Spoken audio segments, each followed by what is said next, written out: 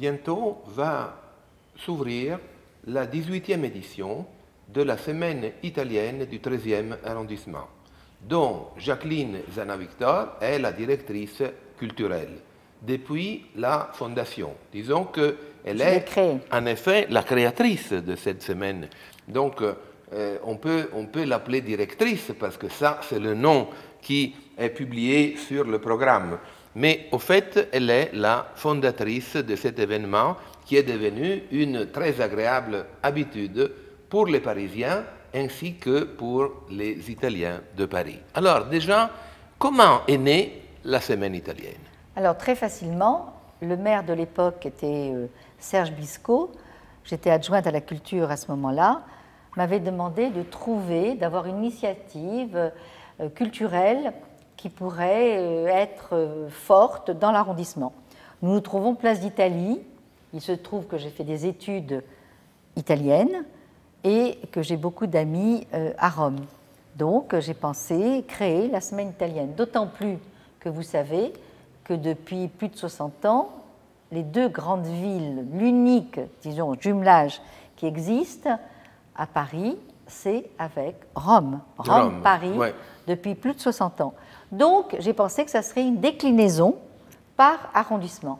Et c'est comme ça qu'est née la Semaine italienne. Puis ensuite, on a pensé faire un jumelage par arrondissement. Donc, 13e, au départ, c'était avec la 3e circonscription de Rome, San Lorenzo, le quartier des artistes.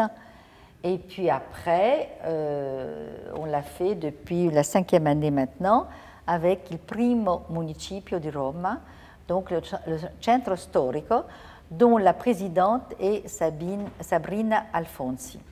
Alors, tout cela sans oublier que le 13e arrondissement de Paris a représenté comme un aimant, un pôle d'attraction pour la vieille immigration italienne.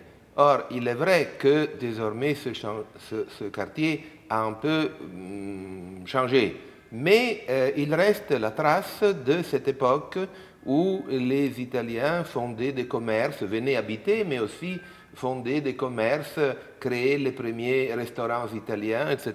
Donc, c'est un quartier qui a un lien historique et sentimental avec l'Italie. Tout à fait. Tout à fait.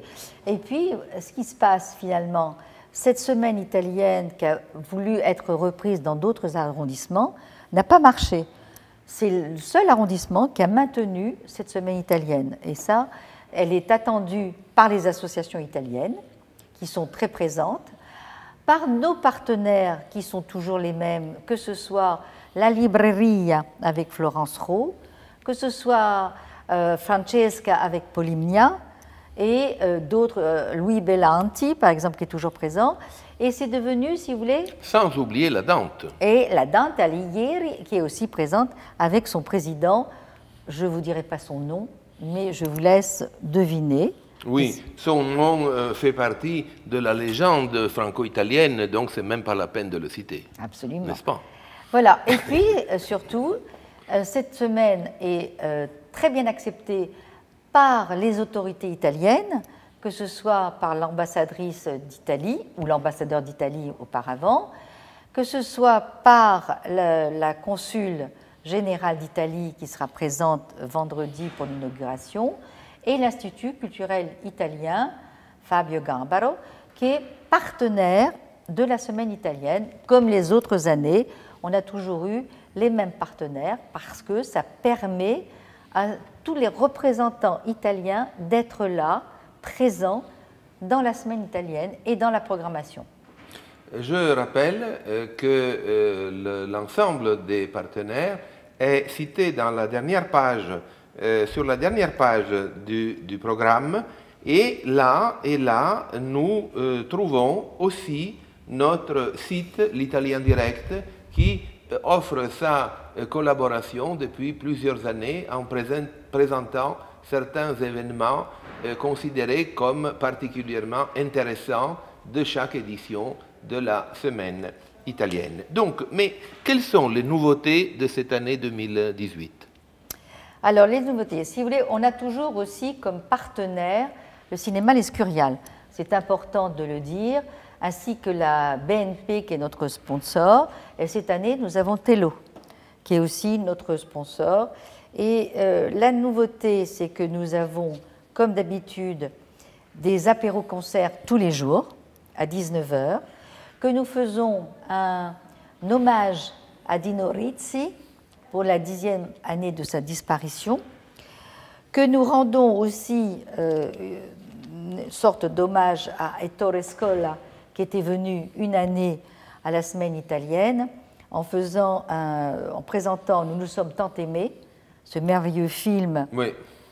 Qui aura lieu le jeudi 28 juin. Et puis, nous avons des concerts avec Paolo Capodacqua, le concert Le fil rouge des chansons, et nous avons Alessandro Cipolo Trio. Nous aurons aussi une déambulation à travers le 13e, près de la place d'Italie. Nous avons Corrada Augias qui vient, donc avec la Libreria. Corrado Augias, je le rappelle, est l'un des plus populaires journalistes italiens qui est souvent présent sur Paris. Il aime beaucoup la France, la culture française et notamment la ville de Paris. Alors, je vous ai parlé d'une déambulation de Banda Cadabra qui vont se promener tout autour avec leur orchestre. Nous avons aussi la Civica Scuola delle Arti de Rome qui vient chaque année et présenter un programme donc, de musique qui si chiama, io non ho gli occhiali, quando l'ho preso. No, Alors, ça, on est un petit peu perdu quand on n'a pas ces lunettes, je n'avais pas prévu. Alors, donc, qui si chiama, guarda. Quando sarà quel dì, des chansons et des compositions inspirées par le bel canto italien. Annalisa Pellegrini, soprano, et Stefano Palamidessi, chitarra. Voilà, qui viennent de Rome. Et viendront aussi 12 jeunes gens de la Scuola Civica qui viennent aussi présenter un spectacle. Et puis, nous avons une rencontre littéraire avec Rome, portrait d'une ville, de Giovanni Fanelli et les éditions Taschen, qui aura lieu à 19h le 2, avec des projections de Rome. Ça sera un très beau moment, le livre est magnifique, et ça sera un très beau moment aussi. Nous avons, comme d'habitude, une rencontre avec Alberto Toscano, et puis Michele Canonica, et puis Alessandro Giacone. Tu peux nous en dire un mot? Oui, tout à fait. Là, il s'agit d'un événement qui m'intéresse tout spécialement, du moment que moi-même, je serai l'animateur de cette discussion sur 1968. Donc, le titre de la conférence, c'est bien « Regard croisé sur 1968 en Italie ». Tout le monde connaît l'histoire de mai 68 à Paris, mais en France, on connaît moins bien le 68 italien. À quel moment il a commencé? Il a commencé plus tôt qu'en France, il s'est terminé plus tard qu'en France. Il a eu une histoire qui présente des affinités avec la révolution de mai 68 à Paris, mais il y a beaucoup de différences.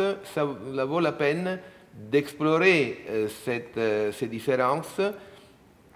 Ce n'est pas du tout une imitation du mai 68 français, ce serait simpliste de le considérer comme ça. C'est quelque chose qui mérite justement un regard très attentif. Donc là, cela fait 50 ans que cet événement s'est produit. D'ailleurs, non seulement en Italie et en France, mais il s'est agi d'un mouvement de la jeunesse européenne et mondiale. Il suffit de penser aux manifestations contre la guerre du Vietnam aux États-Unis et même les grèves et les manifestations en Tchécoslovaquie qui ont amené au mois d'août de cette année-là à l'occupation militaire de la part des troupes soviétiques. Donc, même de l'autre côté du rideau de fer de l'époque, il y a eu ce sursaut de la jeunesse, ce changement de vitesse, pour ainsi dire. Donc, cela vaut la peine vraiment de réfléchir. Nous n'avons pas l'intention de présenter des thèses, disons, prédéterminées. Nous souhaitons encourager la réflexion et la discussion. Alors, il y aura aussi, présenté par l'Institut culturel italien, les Slow Cities ou l'éloge de la lenteur. Alors, donc, il y aura une projection de film, tu vois toujours mon regard, là. Je suis très ça flatté, sera mercredi 27 juin, donc à 19h30. Oui, oui. Donc, une autre idée de la ville pour imaginer une vie différente et une nouvelle relation au monde.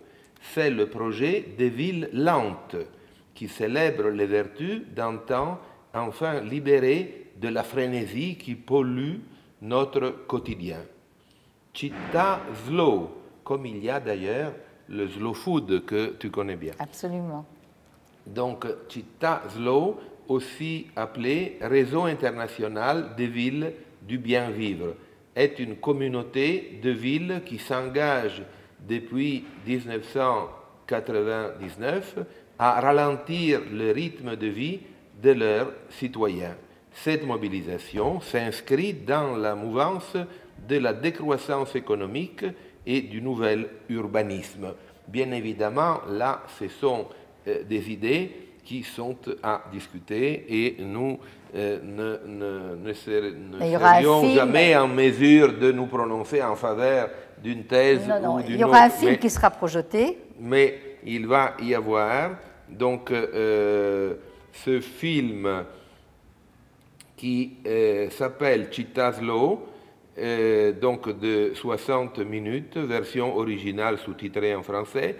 Ce film dresse le portrait passionné d'une Italie à contre-courant, pour laquelle la mise en valeur du patrimoine passe nécessairement par le développement de la solidarité, de l'accueil et de l'écoute.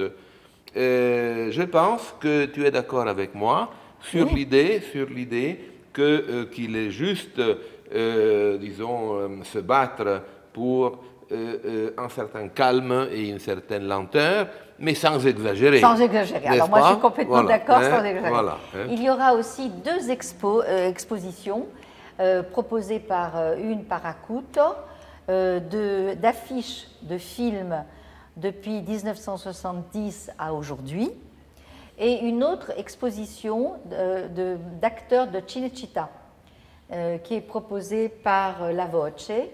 Et donc, ça sera quand même, Cinecittà, c'est une référence avec toutes ces vedettes que nous aimons, aussi bien Claudia Cardinal, Marcello Mastroianni, Giulietta Mazzina, et Fellini, etc., en noir et blanc. Et ce sont on aime beaucoup le noir et blanc. Je trouve que le noir et blanc représente une époque. Enfin, moi, j'adore le noir et blanc. Voilà. Moi aussi. Toi aussi, bon, heureusement. Et puis, et bien entendu, il y aura aussi... Alors, vous savez que tout se place en bas, sur le parvis aussi. Il y a des stands sur le parvis. Et vous aurez un stand où vous pouvez manger des pizzas et boire du bon vin italien. Un autre stand, la Libreria, qui vous présentera les dernières nouveautés et les auteurs comme Corrada, Augias et d'autres.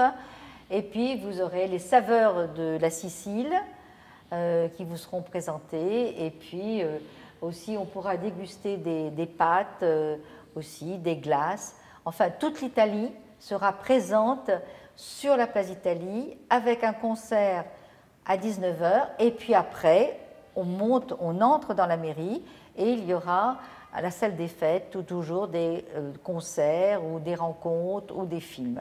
Concernant la gastronomie, je rappelle que la tradition de la semaine italienne du XIIIe, c'est de présenter la gastronomie italienne dans toute sa diversité régionale. Ça, c'est une caractéristique vraiment typique et très appréciée par les Français, c'est-à-dire qu'il suffit de se déplacer de 100 ou 200 km pour se retrouver en présence d'une gastronomie complètement différente. Donc, comme d'ailleurs les accents en Italie changent au fur et à mesure, il suffit de bouger un petit peu pour se retrouver en contact avec des prononciations qui sont tout à fait différentes. Et puis nous avons comme partenaire non seulement l'Escurial, mais nous avons aussi le théâtre de Jérôme Sédou, où Claudia, le village, Claudia Veizzi présente des valises culinaires avec des dégustations. Là, c'est une nouveauté et c'est quand même très original. Voilà, et puis tous les jours, vous avez à l'Escurial plusieurs films en langue. Vous avez par exemple Ma fille, Figlia mia, qui sort. Vous avez Questione privata, qui est, voilà. Tiré du roman de Beppe Fenoglio. Voilà. Donc, vous avez aussi Fortunata. Et puis, que vous dire encore mais je crois que le mieux, c'est de venir. C'est de venir. Et parmi les attraits de la semaine italienne, il y a aussi le plaisir de rencontrer Jacqueline Zanavictor qui est présente partout. Ah, partout.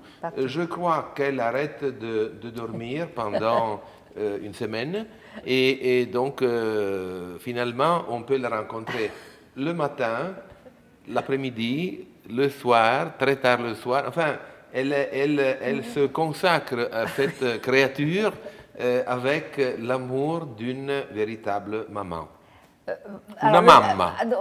Le terme de maman, je ne sais pas si ça me plaît beaucoup, mais par contre, je garde mes nuits, je garde entièrement mes nuits pour moi, mais mais j'ai aussi une passion pour l'Italie. Je veux te croire, mais je ne suis pas vraiment convaincu. Voilà. Donc, c'est comme toujours une semaine vraiment intéressante et pour tous ceux qui aiment l'Italie et la culture italienne et le cinéma italien et les livres italiens et la langue italienne et la musique italienne et la cuisine italienne, enfin, tout ça, c'est vraiment l'occasion de s'épanouir. Et du 22 juin au 3 juillet. Voilà. Merci. Merci. À bientôt.